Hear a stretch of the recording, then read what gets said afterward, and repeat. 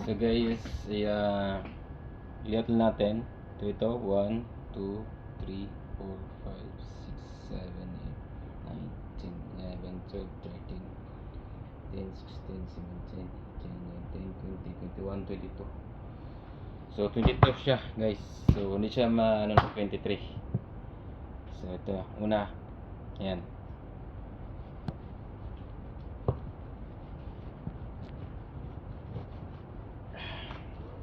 Yun.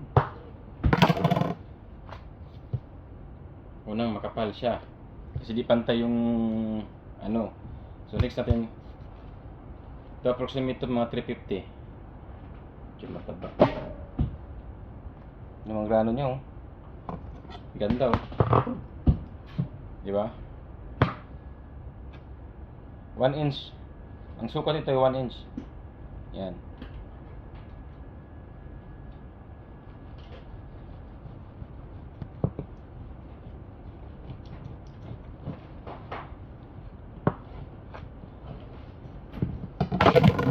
Hmm?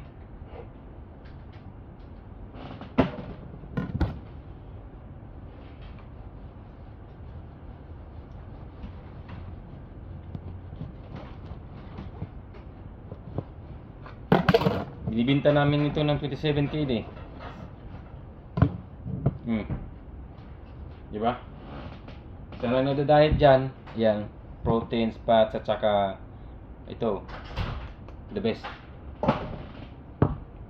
Okay?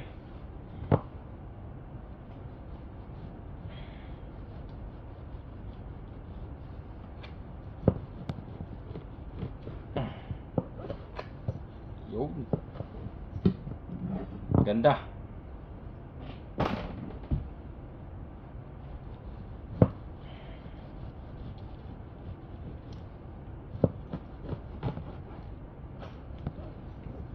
Sa isang linggo, isang buwan, kaduha kami, kaduha.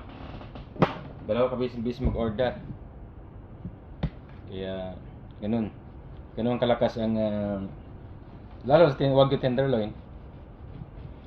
Ubos kami ng mga siguro Wagyu tenderloin. Ubos kami ng average 50 to 40 kilo. Average yun, ha. Mga Kuwaiti kasi hilig sila ng mga himit eh. Lalo na yung lagay mo ng mushroom. Yan. Proportion natin na mamaya yan.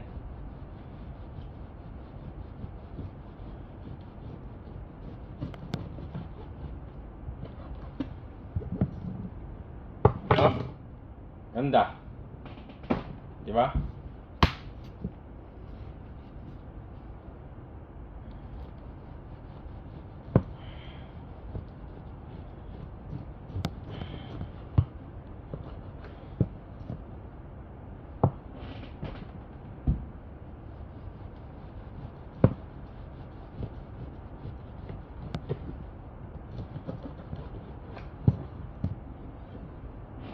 Taba.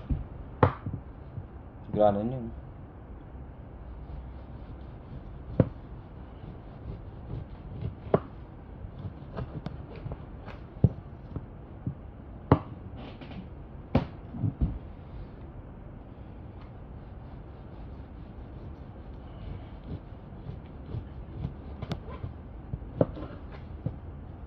Yan ang nagda-diet, puli nito.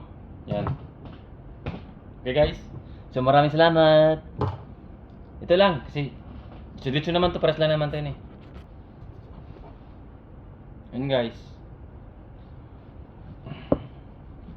Sarap nito. No? Sarap.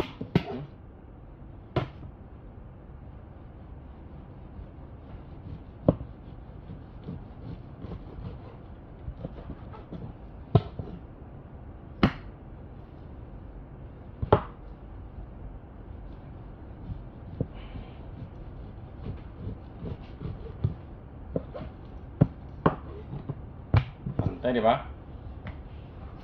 Ito makapal pa to. Yan, isa lang portion na lang to.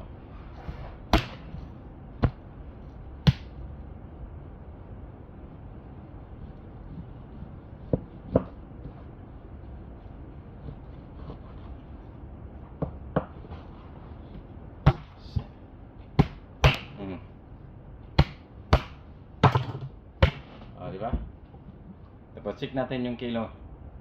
Ayan, iwan natin lahat. Check natin yung isang kilo. Average so 300. 300 lagpas.